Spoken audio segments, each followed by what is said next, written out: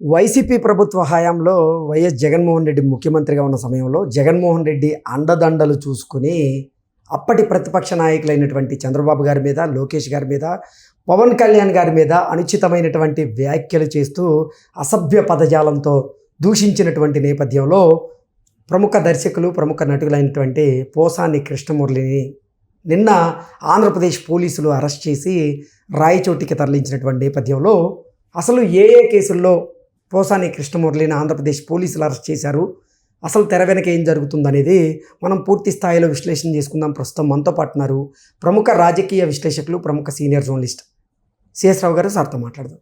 Sir నమస్తే. Sir నమస్తే. పోసాని కృష్ణమురళిని ఆంధ్రప్రదేశ్ పోలీసులు అయితే నిన్న రాత్రి అరెస్ట్ చేయడం జరిగింది, రాయచోటికి తరలించడం జరిగింది. ఏ కేసుల్లో ఇప్పుడు పోసాని కృష్ణమురళిని ఆంధ్రప్రదేశ్ పోలీసులు అరెస్ట్ చేశారు, అసలు ఏం జరుగుతుంది సార్? ఇప్పుడు ఆయన అరెస్టు, ఆయనకి సంబంధించిన కేసులు ఇవన్నీ కూడా చూశారు అందరూ. దాని గురించి ప్రత్యేకంగా మనం చెప్పాల్సిన అవసరం కూడా లేదు.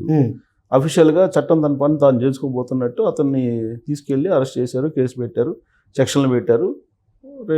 కోర్టులో ఆయన ప్రొడ్యూస్ చేస్తారు, నాన్ బెయిలబుల్ వారెంట్ తోటి ఆయన రిమాండ్కి పంపిస్తారు. ఇది మామూలుగా చట్టం తన పని తాను చేసుకుపోతుంది. అయితే ఇక్కడ మనం ప్రస్తావించాల్సినటువంటి అంశం ఏంటంటే, నాకు తెలిసినంత వరకు పోసాని మురళీకృష్ణ ఊహించున్నాడు. శివరాత్రి రోజు రాత్రిపూట పోలీసులు వచ్చేసి ఆయన్ని అరెస్ట్ చేసి తీసుకెళ్తారని ఊహించుంటాడు. అందుకే ఆయన ఫస్ట్లో స్టార్టింగ్లో కొంచెం ఐరన్ పడ్డారు ఆ విజువల్స్ చూస్తే. అంటే ఈ అరెస్ట్ అనేది దేనికి సంకేతం? రాబోయే రోజుల్లో ఎవరైతే గతంలో నోరు బారేసుకున్నారో, లేదంటే అన్పార్లమెంటరీగా వ్యవహరించారో, లేదంటే సభ్య సమాజం తలదించుకునేలాగా వ్యవహరించారో వాళ్ళందరినీ ఎవరిని ఈ ప్రభుత్వం వదిలిపెట్టదు, ఉపేక్షించేది లేదంటారు అనే దానికి సంకేతం.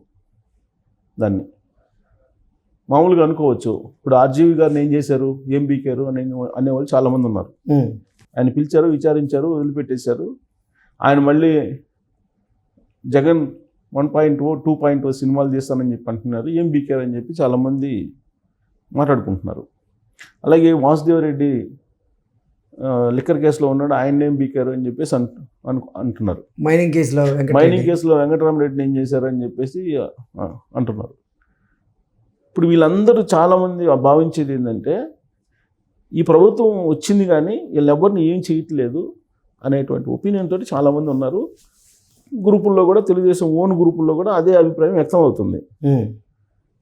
ప్రత్యేకించి జీవీ రెడ్డి గారి ఎపిసోడ్ వచ్చిన తర్వాత ఇది ఇంకా ఎక్కువైంది. ఏం చేయలేకపోతుంది ఈ ప్రభుత్వం వేస్ట్ అనే యాంగిల్లో మాట్లాడే వాళ్ళు ఎక్కువైపోయారు. అవును. మరి పోసాని మురళీకృష్ణ అరెస్ట్ని, దాని నేపథ్యం, దాని అరెస్టు, దాన్ని తీసుకుంటే రాబోయే రోజుల్లో ఈ సోకాళ్ళు, నేను ఎవరి పేర్లు అయితే చెప్పానో వాళ్ళు కాకుండా ఇంకా లిస్టులో చాలామంది అరెస్ట్ అవుతారు అనేది సంకేతమే కదా. ఆ సంకేతం ఖచ్చితంగా కనిపిస్తుంది కదా మనకి. సో పోసాని మురళీకృష్ణ అరెస్ట్ అనేది రాబోయేటువంటి అరెస్టులకి ఒక పెద్ద ఉదాహరణగా తీసుకోవచ్చు మనం. పోసాని మురళీకృష్ణని అరెస్ట్ చేసినందువల్ల ఏమీ నెగిటివ్ రావట్లా. ఎందుకు రావట్లేదు? పోసాని మురళీకృష్ణ మాట్లాడినటువంటి మాటలు ఒక్కసారి కనుక మనం రివీల్ చేసుకుంటే మామూలుగా ఎవ్వరు మాట్లాడలేరు. మనం కనీసం ఇదిగో ఇది మాట్లాడారు అని చెప్పి చెప్పడానికి కూడా అవకాశం లేనటువంటి, అసలు ఆ మాటలు కూడా మన నోటి నుంచి మనం మాట్లాడలేనటువంటి మాటలు మాట్లాడాడు అతను. ఎవరి గురించి? చంద్రబాబు గారి గురించి, లోకేష్ గారి గురించి, పవన్ కళ్యాణ్ గారి గురించి ఏం మాట్లాడారు అనేది మనం కనుక రివీల్ చేసుకుంటే ఇతన్ని అరెస్ట్ చేయటం కాదు, పర్మనెంట్గా జైల్లో పెట్టినా కానీ పెద్దగా ఎవరు వ్యతిరేకించరనే భావన కలుగుతుంది సహజంగా. కాకపోతే ఏంటంటే ఈ 11 కేసులు ఉన్నాయి ఇప్పుడు ఆయన మీద. 11 చోట్ల కేసులు ఉన్నాయి. ఈ 11 చోట్ల కేసులు ఒకేసారి ఫైల్ చేసేసి ఇప్పుడు ఆయన నాన్ బెయిలబుల్ కేసు కింద అరెస్ట్ చేశారు. ఎందుకంటే ఈ 11 అని అంటే, ఎక్కడికి పోతే అక్కడ ఈయన అన్పార్లమెంటరీ వర్డ్స్, రకరకాల అసలు మనుషులు మాట్లాడేటువంటి మాటలు కాకుండా కేవలం మనుషేతరులు, జన్మవేతనులు మాట్లాడేవాళ్ళు. అవి మామూలుగా అయితే మనుషులు మాట్లాడరు. పుట్టిన పిల్లలు వాళ్ళకు పుట్టలేదనే యాంగిల్లో మాట్లాడాడు పవన్ కళ్యాణ్ గారి గురించి. అత్యంత దారుణంగా మాట్లాడాడు. విధానపరంగా మాట్లాడొచ్చు, సబ్జెక్ట్ పరంగా మాట్లాడొచ్చు, ప్రభుత్వ కార్యకలాపాల గురించి కానీ లేదంటే పాలసీల గురించి కానీ నువ్వు మాట్లాడొచ్చు. కానీ అతను పరిధి దాటి సభ్య సమాజం తలదించుకునేలాగా మాట్లాడాడు అతను. కొన్ని కుటుంబాలని విచ్ఛిన్నం చేసేలా మాట్లాడాడు. కొన్ని సామాజిక వర్గాలను విచ్ఛిన్నం చేసేలా మాట్లాడాడు. అది చాలా సీరియస్గా పరిగణించాల్సినటువంటి అంశం. కుటుంబాలను విచ్ఛిన్నం చేసేలాగా, సామాజిక వర్గాలను విచ్ఛిన్నం చేసేలా, సమాజాన్ని విచ్ఛిన్నం చేసే యాంగిల్లో మాట్లాడాడు అతను. అందుకే ఆ సెక్షన్ల కిందనే అతని మీద పెట్టాడు కేసులు, పెట్టి అరెస్ట్ చేశారు. ఆ రోజున ఇష్టానుసారం నోటు పారేసుకున్నారు. కేవలం జగన్మోహన్ రెడ్డి గారిని సాటిస్ఫై చేయాలి, జగన్మోహన్ రెడ్డి గారి కళ్ళల్లో ఆనందం కోసం ఆయన నోరు పారేసుకున్నారు. దానికి ప్రతిఫలంగా ఆంధ్రప్రదేశ్ ఫిల్మ్ డెవలప్మెంట్ కార్పొరేషన్ పదవి ఇచ్చారు, అది అనుభవించారు. తర్వాత తిరుగులేదు, తెలుగుదేశం పార్టీ అసలు లేదు, అయిపోయింది, క్లోజు అని చెప్పేసి నానా రకాలుగా మాట్లాడాడు. చంద్రబాబు నాయుడు గారి గురించి, చంద్రబాబు నాయుడు గారి ఆరోగ్యం పరిస్థితుల గురించి, చంద్రబాబు నాయుడు గారి కుటుంబ సభ్యుల గురించి, ఆయన నడవడిక గురించి రకరకాలుగా మాట్లాడాడు. ఆయన ఒక దుష్టుడు అని మాట్లాడాడు ఒక రకంగా చెప్పాలంటే.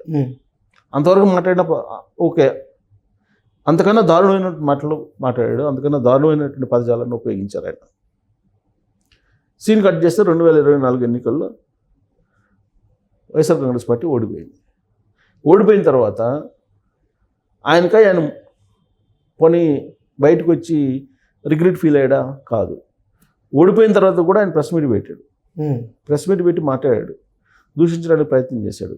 ఎప్పుడైతే కేసులు స్టార్ట్ అయినాయో, సోషల్ మీడియాకి సంబంధించినటువంటి ఎవరైతే కొంతమంది ఉగ్రవాదులు ఉన్నారో, సోషల్ మీడియా టెర్రరిస్టులు, వాళ్ళ మీద కేసులు పెట్టంగానే అప్పుడు అలర్ట్ అయిపోయి వచ్చేసి ప్రెస్ ముందుకి నేను కొన్ని మాట్లాడకూడనటువంటి మాటలు మాట్లాడాను, ఇక నుంచి నేను రాజకీయాలకి స్వచ్ఛ చెప్తున్నాను, కొంతమందిని బాధించి ఉండవచ్చు నా మాటలు, సో కొన్ని బాధించి ఉండొచ్చు, అందరికీ నేను క్షమాపణ చెప్తున్నాను, నేను రాజకీయాలకు దూరంగా ఉంటాను, ఇక ఏ రాజకీయ పార్టీతో నాకు సంబంధం లేదు, ఇక నా జీవితం మొత్తం నా పిల్లలకి, నా కుటుంబానికి, నా సినిమా జీవితానికే నేను పరిమితం అవుతాను అని చెప్పి ఆయన ప్రతివత కబుర్లు చెప్పారు. చెప్పి ఇక అయిపోయింది, ఇంకా మనం సేఫ్ సైడ్లే, మళ్ళీ జగన్మోహన్ రెడ్డి గారు వస్తున్నప్పుడు మళ్ళీ బయటకు వద్దామని ఉండుండొచ్చు బహుశా. కానీ ఇప్పుడు ఏమైంది, రాత్రి అరెస్ట్ అయిపోయారు, అరెస్ట్ చేసి తీసుకెళ్ళిపోయారు. ఇలాంటి పరిస్థితి రాబోయే రోజుల్లో అందరికీ ఉంటుంది అని చెప్పేసి నేను చెప్పడం కాదు. మీరు శాసన మండలి సమావేశాన్ని కనుక చూస్తే మంగళవారం రోజున లోకేష్ గారు చాలా క్లియర్గా చెప్పారు, ఎవరిని వదిలిపెట్టము, చట్ట విరుద్ధంగా ఎవరైతే వ్యవహరించారో వాళ్ళెవ్వరిని వదిలిపెట్టము, అన్నీ రెడీ అవుని, అందరికీ అన్ని వంతులు చెల్లిస్తారు అని చెప్పి చాలా క్లియర్గా చెప్పారు. మంగళవారం రోజు చెప్పారు. ఇవాళ బుధవారం నైట్ అరెస్ట్ జరిగింది. అంటే దీన్ని బట్టి రాబోయేటువంటి రోజుల్లో ఎవరెవరు అరెస్ట్ అవుతారు అనేది ఊహించుకోవచ్చు ఈ వీడియో చూసేవాళ్ళు. ఎవరిని ఉపేక్షించే పరిస్థితి లేదని చెప్పి లోకేష్ గారే చెప్పారు. సో ఇప్పుడు ఈయన మీద ఏమేమి పెట్టారు, 11 కేసులు పెట్టారు. నాన్ బెయిలబుల్ సెక్షన్ల కింద 196, 352, 353/2, 111 రెడ్ విత్ 5 సెక్షన్స్ ఈ సెక్షన్ల కింద పెట్టారు. ఈ అనుచితమైన వ్యాఖ్యలతో పాటు నంది అవార్డుల మీద కూడా ఈయన నోరు బారేసుకున్నందుకు. సో ఇప్పట్లో ఈయన బయటకు వచ్చే పరిస్థితి లేదు. వల్లభనేని వంశీ తర్వాత ఎపిసోడ్ పోసాని తర్వాత ఇంకా ఎవరనేది మనం చూసే వాళ్ళకి వదిలిపెడదాం. Okay sir, thank you so much. Thank you.